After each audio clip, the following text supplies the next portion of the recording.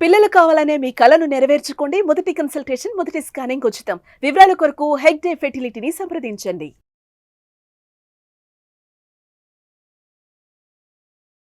నమస్తే, welcome to Suman TV. నేను గిరిజ. ఇవాళ మనతో పాటు ఉన్న అతిథి వచ్చేసి 2 తెలుగు రాష్ట్రాలకి బాగా సుపరిచితులు. ఎవరు తెలీదు అనే మాట లేదు, బాగా సుపరిచితులు అంటేనే అర్థమవుతుంది. అంతేకాకుండా జ్యోతిష్యపరంగా ఎంతోమందికి మంచి ఉన్నత స్థానానికి వెళ్ళే మార్గాన్ని చూపారనొచ్చు. అలాగే మనకు నిత్య జీవితంలో జ్యోతిష్యపరంగా ఎదురయ్యే సమస్యలకి కూడా ఎంతోమందికి ఎన్నో రకాల రెమెడీస్ కూడా చెప్పారు. మరి తను ఎవరో కాదు, ప్రముఖ జ్యోతిష్య పండితులు, శ్రీచక్ర పీఠ వ్యవస్థాపకులు బ్రహ్మశ్రీ డాక్టర్ ప్రదీప్ జోషి గారు ఉన్నారు. వారితో మాట్లాడతాం. గురువు గారు నమస్కారం. శ్రీమాత్రే నమః. గురువు గారు, ఈ ఆశ్లేష నక్షత్రంలో పుట్టిన వాళ్ళు ఖచ్చితంగా ఆశ్లేష బలి చేయాలి అని అంటూ ఉంటారు. మరి అది ఎంతవరకు కరెక్ట్? అంటే ఆ నక్షత్రంలో పుట్టిన వాళ్ళు ఆ బలి చేయకపోతే అంటే వివిధ రకాల సమస్యలను ఎదుర్కొంటారు, లేకపోతే ఏదో చిక్కుల్లో పడిపోతారని అంటూ ఉంటారు. మరి దానికి సంబంధించి చక్కటి వివరణ తెలియజేస్తారా గురువు గారు? శ్రీ గురుభ్యో నమః. శ్రీమాత్రే నమః. దుర్గే స్మృతా హరసి భీతిమశేషచంతోః స్వస్థై స్మృతామతిమతీవ శుభాం దదాసి దారిద్ర్య దుఃఖ భయహారిణి కాత్వదన్య సర్వోపకారకరణాయ సదార్ద్రచిత్త. శ్రీమాత్రే నమః. జ్యోతిష్ శాస్త్రము ఒక మహాద్భుతమైనటువంటి, సింపుల్గా అర్థం అవ్వాలంటే ఒక సముద్రం లాంటిది. ఇప్పుడు సముద్రం మీద మనము నావ వేసుకొని వెళితే మనకు సముద్రం దారిస్తుంది. దాని గురించి సరిగ్గా తెలియకుండా ఇష్టం వచ్చినట్టు వెళ్తాము అంటే ఆ వచ్చే కెరటాలకు కరెంటుకి మునిగిపోతారు. ఎంత గజ ఈతగాడైనా సముద్రంలో ఈదాలి అనంటే ఎలా ఈదాలో తెలుసుకొని పోవాలి. అలాగే జ్యోతిష్ శాస్త్రం కూడా అంతే అద్భుతమైంది. ఇప్పుడు మనం సముద్రముని ఎలా అర్థం చేసుకోవాలి, సముద్రంలో రత్నాలు ఉంటాయి, మణులు ఉంటాయి, అన్నీ దొరుకుతాయి. కానీ ఆ ప్రయాణం ఎలా చేయాలి, అవి ఎలా సాధించాలి అనే దానికి ఒక పరిపక్వత అనేది కావాలి. అట్లాగే జ్యోతిష్ శాస్త్రంలో కూడా చాలా అద్భుతమైన విషయాలు ఉంటాయి. అవి సరిగ్గా అర్థం చేసుకోకుండా మిడిమిడి జ్ఞానంతో కనుక జ్యోతిష్ శాస్త్రాన్ని అర్థం చేసుకోవడానికి ప్రయత్నం చేస్తే సముద్రంలో ఎట్లాగైతే మునిగిపోతారో సముద్రాన్ని అర్థం చేసుకోకుండా, అట్లాగే జ్యోతిష్ శాస్త్రాన్ని పూర్తిగా కూలంకషంగా అర్థం చేసుకోకుండా జ్యోతిష్ శాస్త్రములో మనం అడుగు పెడితే కూడా అలాగే మునిగిపోతాం. కాబట్టి జ్యోతిష్ శాస్త్రములో చాలా అద్భుతమైన విషయాలు ఉన్నాయి. సిద్ధాంత, సంహిత, హోర, స్కందత్రయాత్మకం శాస్త్రమేతత్ షడంగవత్ అని అంటారు. అంటే 3 స్కందములు ఉంటాయి, షడంగములు ఉంటాయి. ఆ షడంగములతో కూడుకున్న దాంట్లో అద్భుతమైనటువంటిది హోరాశాస్త్రం, ఆ తరువాత సంహితాశాస్త్రం, సిద్ధాంతము అంటే ఏంటంటే క్యాలిక్యులేషన్స్. ఈ పరిక్రమంలో మనకి హోరాశాస్త్రం ఏం చెప్తుందంటే ఒక్కొక్క వ్యక్తి ఒక్కొక్క నక్షత్రంలో పుడుతున్నారు. మొత్తము ఉండేటువంటి నక్షత్రాలు 27 నక్షత్రాలు. ఒక్కొక్క నక్షత్రానికి 4 పాదాలు. అంటే టోటల్గా 108 రకాలమైన జనాలు పుడుతున్నారు. అంటే వ్యక్తిత్వాలు ఎలా ఉంటాయంటే కేవలం 108 రకాల వ్యక్తిత్వాలే ఉంటాయి. ఈ ప్రపంచంలో ఎన్ని వ్యక్తిత్వాలు ఉంటాయి? 108 కేటగిరీసే ఉంటాయి. సో దాంట్లో సబ్ కేటగిరీస్ మీరు ఎన్ని వేసుకుంటూ ఉంటే ఇప్పుడు 108 ఇంటూ 3 మనం వేసుకుంటూ వెళితే ఇంకా అన్లిమిటెడ్గా క్యాలిక్యులేషన్ వెళుతూనే ఉంటాయి అన్నమాట. సో ఈ 108 సంఖ్య, అందుకే మన జ్యోతిష్ శాస్త్రంలో కానీ మన యొక్క అర్చనలో కానీ పూజలో కానీ భగవంతుడికి ఎప్పుడైనా సరే మనం అర్చన చేసిన 108 సంఖ్యతోటి చేస్తూ ఉంటాం. ఈ నక్షత్రాలలో 27 నక్షత్రాలు ప్రత్యేకమైనవే. అందులో ఈ నక్షత్రమే గొప్పది, ఈ నక్షత్రం తక్కువ అని చెప్పడానికి లేదు. ఎందుకోసం అంటే ఏ నక్షత్రంలో పుట్టిన వాళ్ళు ఆయా నక్షత్రానికి సంబంధించిన శక్తితోటి వాళ్ళు జీవితంలో రాణిస్తారు. చాలా మంది సరి అయిన గురువు లేక, సరి అయిన జ్యోతిష్ శాస్త్రం పండితుడి యొక్క అవగాహన లేక, అంటే అవగాహన లేని జ్యోతిష్ శాస్త్ర పండితుడి దగ్గరికి వెళ్ళి ఎక్కడో కొలాప్స్ అయిపోతారు. కానీ నాకు తెలిసి ప్రతి నక్షత్రంలో పుట్టినటువంటి వాడు అదృష్టవంతుడే. ఎందుకోసమంటే ఈ ప్రకృతి ఎంత గొప్పది అని అంటే అవసరాన్ని బట్టి మనకి ఒక్కొక్క దగ్గర మనకి ఒక్కొక్కటి ఉపయోగపడుతుంది. ఇప్పుడు మనము భాగ్యనగరంలో ఉన్నాం, సిటీలో ఉన్నాం. ఇప్పుడు మనకి ఇక్కడ బంగారంకి విలువ ఉందా లేదా? చాలా విలువ ఉంది. బంగారం అంటే అందరూ కొట్టుకొని చచ్చిపోతారు. బంగారానికి విలువ ఉంది. రోడ్డు మీద బంగారం పడింది అంటే ఎత్తుకెళ్ళిపోతారు. అదే భాగ్యనగరంలో రోడ్డు మీద ఒక ఇనప గుణపం పడింది, తీసుకుంటారా? పెద్దగా పట్టించుకోరు. ఏ సలాకి ఎవరికి కావాలి, ఇనుము ఎవరికి కావాలి అంటారు. అదే మీరు ఒక అడవికి వెళ్ళారు, అడవిలో ఎవరూ లేరు, ఒక నిర్మానుష్య ప్రదేశం, అక్కడ నీకు బంగారము యొక్క కడ్డీ ఉంది, ఇనుము యొక్క కడ్డీ ఉంది, నీకు అక్కడ ఏది ఉపయోగపడుతుంది? ఇనుమే ఉపయోగపడుతుంది. నువ్వు చెట్లు కోయాలి అన్నా, నువ్వు నిప్పు రాజేసుకోవాలి అన్నా, జంతువుల నుంచి నిన్ను కాపాడుకోవాలన్నా, నువ్వు ఏం చేయాలన్నా నీకు అక్కడ ఇనుమే ఉపయోగపడుతుంది. నీకు బంగారం అక్కడ ఎందుకు పనికిరాదు. బంగారం అనేటువంటిది ఏంటంటే మనుషుల్లో మధ్యన క్రియేట్ చేసుకున్నటువంటి ఒక వ్యవహారికమైనటువంటి మాయ. దానివల్ల మనిషికి ఏ ఒక్క అనా పైసా లాభం లేదు. అంటే ఈ యొక్క కమ్యూనికేషన్ సిస్టమ్ తీసేసి, వ్యాపారం అనేది తీసేస్తే అసలు బంగారంతో మనిషికి ఏ యూజు లేదు. అవునా కాదా?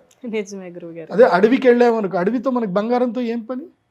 మనకి ఏం పని లేదు. మనకు అడవిలో కావాల్సింది ఏంటంటే ఒక బలమైన ఒక ఆయుధం కావాలి. నువ్వు బంగారంతో ఆయుధం తయారు చేయలేవు నువ్వు. అది ఇట్లా అంటే వంగిపోతుంది అది. సో అట్లాగే నక్షత్రాలలో కూడా ఒక్కొక్క నక్షత్రం వైవిధ్యమైంది. ఆ నక్షత్రాల్లో ఒక వైవిధ్యమైన నక్షత్రము ఆశ్లేష నక్షత్రం. ఈ ఆశ్లేష నక్షత్ర జాతకులు ఎవరు ఈ నక్షత్రంలో పుడతారు అంటే ఇది కర్మ విపాక సంహిత నుంచి మనకు చెప్తారు. అంటే ఒక్కొక్క నక్షత్రంలో ఒక్కొక్కళ్ళు ఎందుకు పుడతారు అనేది కూడా మనకి తెలుస్తుంది.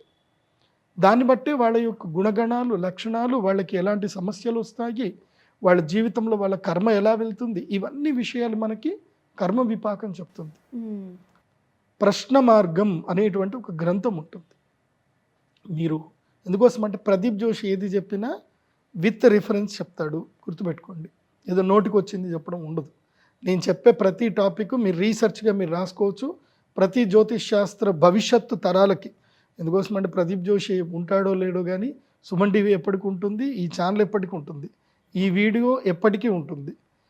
కాబట్టి ఇది భవిష్యత్ తరాలకు జ్యోతిష్యం నేర్చుకునేటువంటి వాళ్ళకి కానివ్వండి, జ్యోతిష్యం మీద రీసెర్చ్ చేసే వాళ్ళకి కానివ్వండి, నేను చెప్పేటువంటిది ఒక టాపిక్గా మిగిలిపోవాలి, ఒక సినాప్సిస్గా మిగిలిపోవాలని నేను చెప్తాను. జాగ్రత్తగా ఇది వినండి. ప్రశ్న మార్గం అనేటువంటి గ్రంథములో మంగళాచరణ శ్లోకములో జ్యోతిష్ శాస్త్రం యొక్క ఇంట్రడక్షన్ చెప్తారు. ఏమని అంటే, పూర్వజన్మ కృతం కర్మ శుభం వా యది వా శుభం తస్య కర్మణ పంక్తిం గ్రహా సూచయంతీహ జన్మని. అంటే మనం పూర్వజన్మలో చేసినటువంటి కర్మల యొక్క ఫలితం ప్రకారమే ఈ జన్మలో మనం పుట్టినప్పుడు మన యొక్క గ్రహస్థితి ఉంటుంది.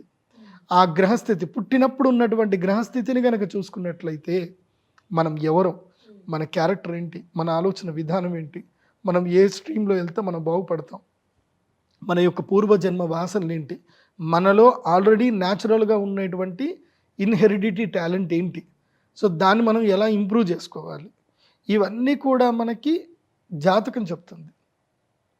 ఆ జాతకంలోనే ఆశ్లేష నక్షత్రము ఒకటి కీలకమైంది. ఆశ్లేష నక్షత్ర జాతకులు, దీన్ని ఆశ్లేష అంటారు, ఆశ్లేష అని కూడా అంటారు, వాస్తవంగా ఆశ్లేష. సో ఆశ్లేష నక్షత్ర జాతకులు ఏమిటంటే గనక వీళ్ళు మహాద్భుతమైనటువంటి జ్ఞాపక శక్తితో పుట్టినటువంటి వాళ్ళు, మెమొరీ పవర్.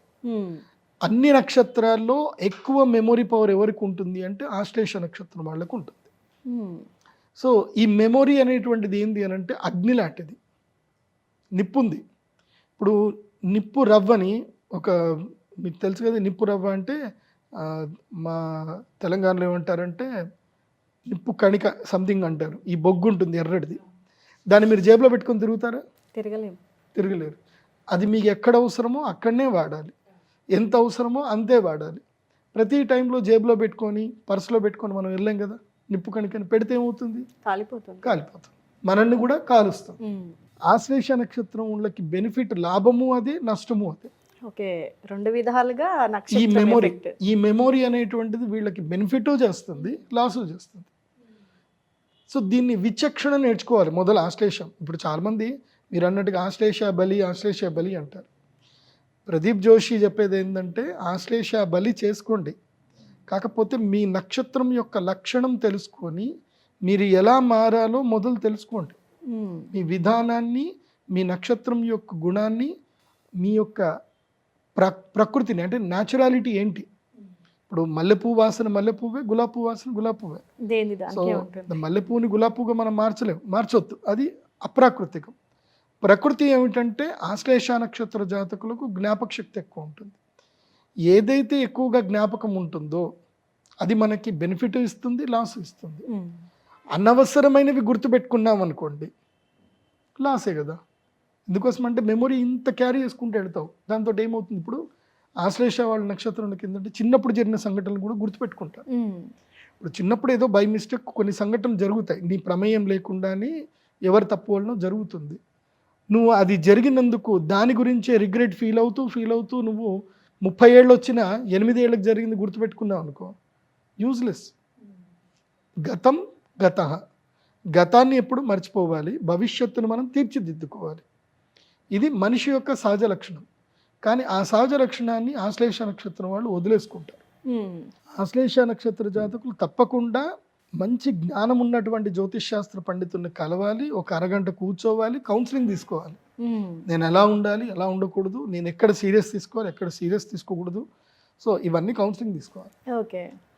దాని తర్వాత కావాల్సింది ఏంటంటే ఆశ్లేష బలి.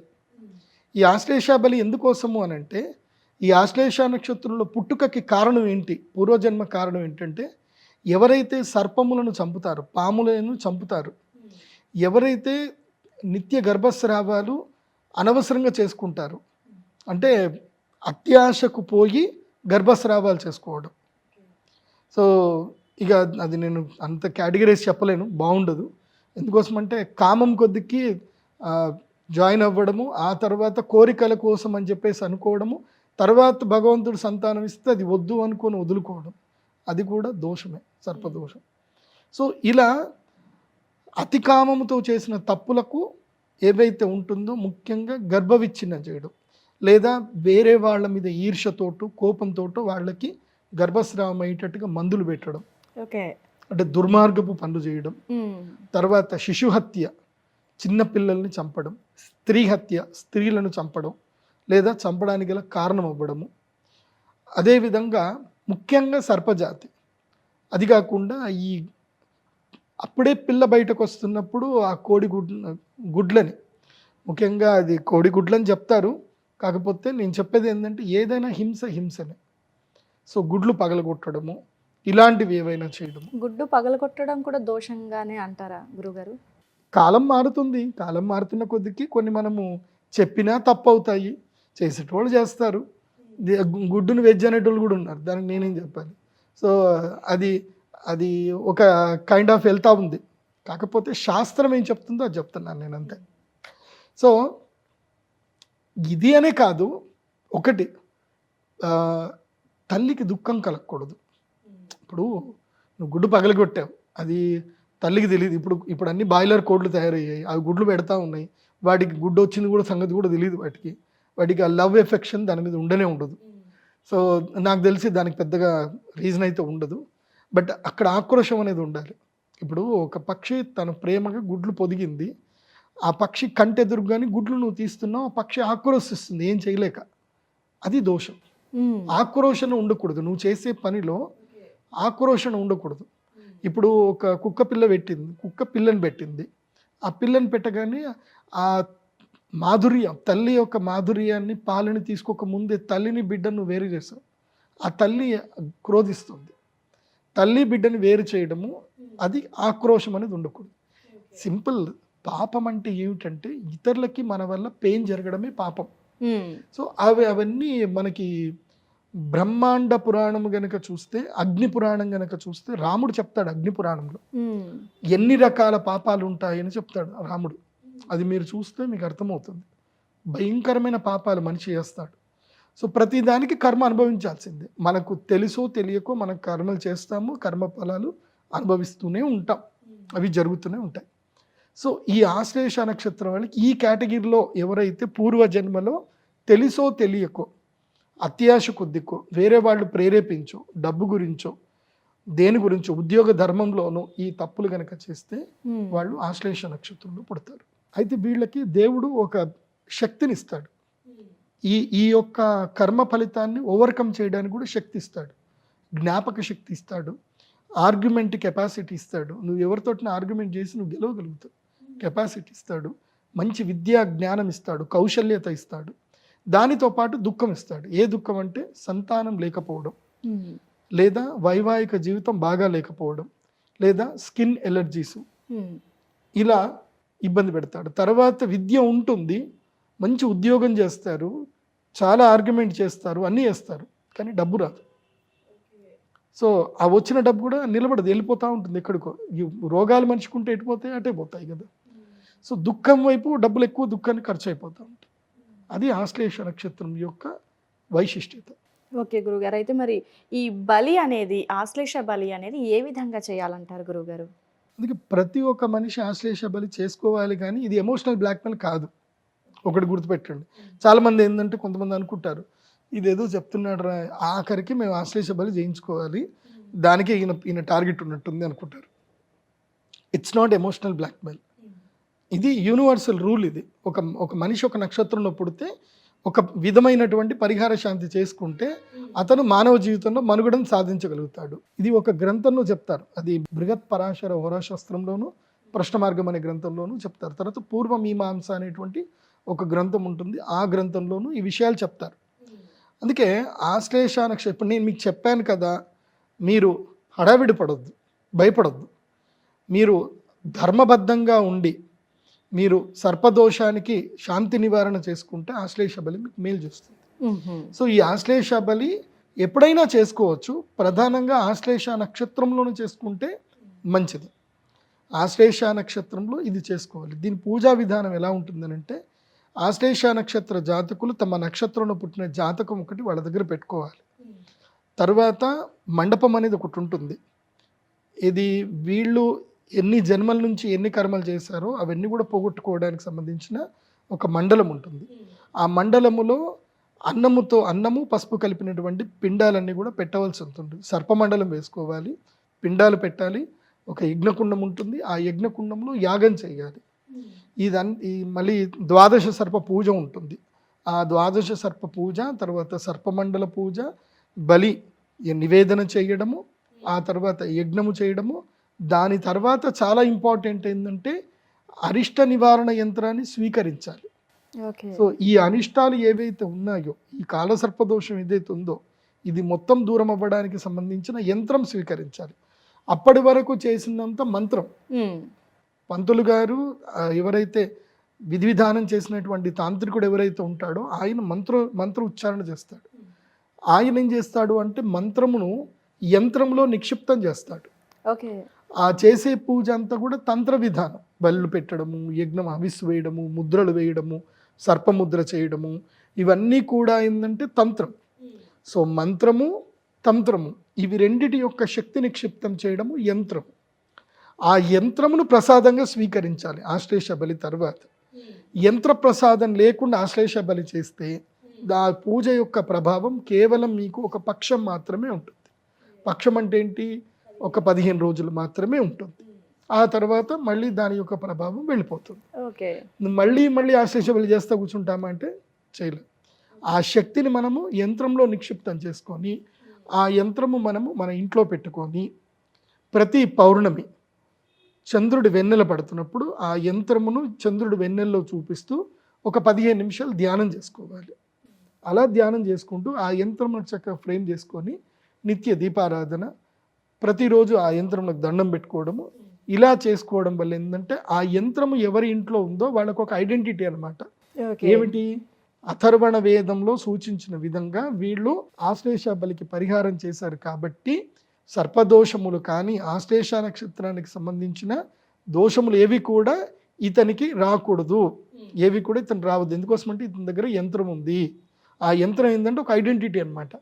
నువ్వు ఆశ్లేష నక్షత్ర బలి పూజ చేసేసావు అని నీకు ఒక ఐడెంటిఫికేషన్. సో అది ఉంది అంటే ఇంక నీకు అది రక్షణ. కాబట్టి మంత్రము, యంత్రము, తంత్ర విధానముతో చేసుకునే ఆశ్లేష బలి పూజ మాత్రమే పరిపూర్ణమైనటువంటి సిద్ధిని కలిగిస్తుంది. కాబట్టి అది కూడా చేసేటువంటి పూజ కూడా అమ్మవారి దేవస్థానంలో కానీ, శివుడి దేవస్థానంలో కానీ, శివ సాన్నిధ్యంలో కానీ ఎక్కడైనా చేసుకోవాలి. అది కాకుండా ఆశ్లేష బలి పూజ తర్వాత ప్రసాదంగా తప్పకుండా గరుడ పచ్చ తీసుకోవాలి. గరుడ పచ్చ స్టోన్ తీసుకోవాలి. ఎందుకోసమంటే ఇక గరుత్మంతుడి యొక్క అనుగ్రహం మీ మీద కలిగిస్తున్నట్టు. గరుత్మంతుడు సర్పములు అన్నదమ్ములే, కానీ వాళ్ళిద్దరికి వైరం ఉంటుంది. ఓకే.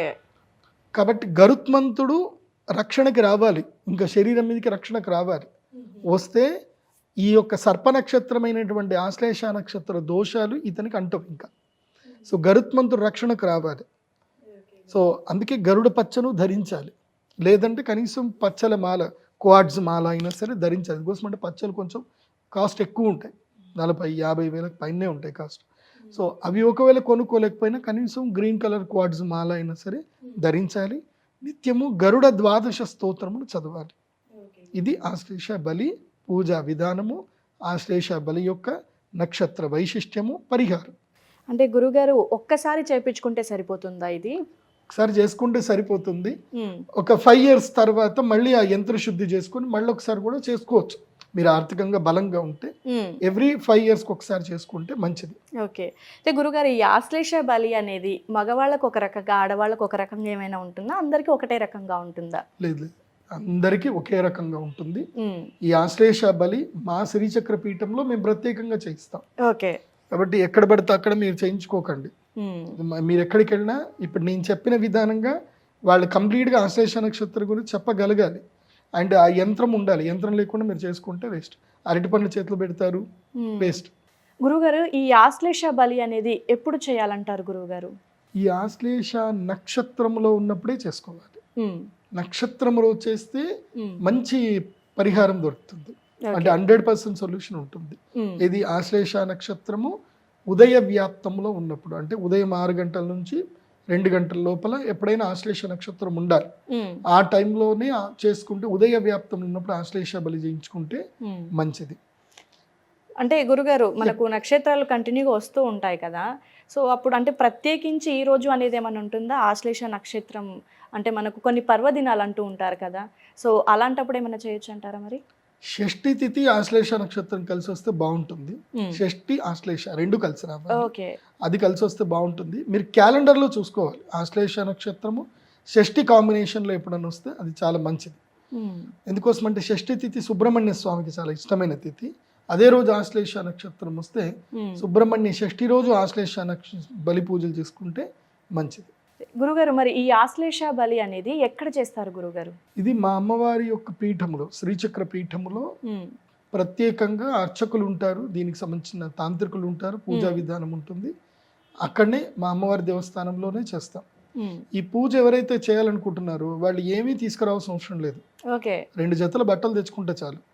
కార్యక్రమం మొత్తం మేమే అన్ని అరేంజ్ చేస్తాము. కూర్చొని మీరు పువ్వులు పండ్లు అవి తెచ్చుకుంటే చాలు. చక్కగా పూజ అది అంతా చేసుకున్న తర్వాత ఔభృత స్నానం ఉంటుంది. బలి అయిన తర్వాత ఔభృత స్నానం ఉంటుంది. అది అయిపోయిన తర్వాత యంత్ర ప్రసాదము ఉంటుంది, అది తీసుకొని వెళితే సరిపోతుంది. అంటే ఎంత సమయం పడుతుంది గురుగారు ఈ ఆశ్లేష బలి పూజ? దాదాపు 3 గంటల సమయం పడుతుంది, 3-4 గంటల సమయం పడుతుంది. బికాస్ అంటే చాలా పెద్ద పూజ ఇది. 3-4 గంటలు టైం అవుతుంది. ఈ ఆశ్లేష నక్షత్ర బలి అవ్వగానే రత్నము, యంత్రము ఇవి 2 మేము ప్రసాదంగా ఇస్తాం. సో చూసారు కదండి, ఆశ్లేష నక్షత్రంలో పుట్టిన వాళ్ళు ఏదో తెలిసి తెలియని వారితో వెళ్ళి చేయించేసుకుంటే గురుగారు అన్నట్టుగా ఏదో అరటిపండు చేతిలో పెట్టి పంపించినట్లుగా ఉంటుంది. ఎందుకంటే దోషం అనేది తొలగిపోదు.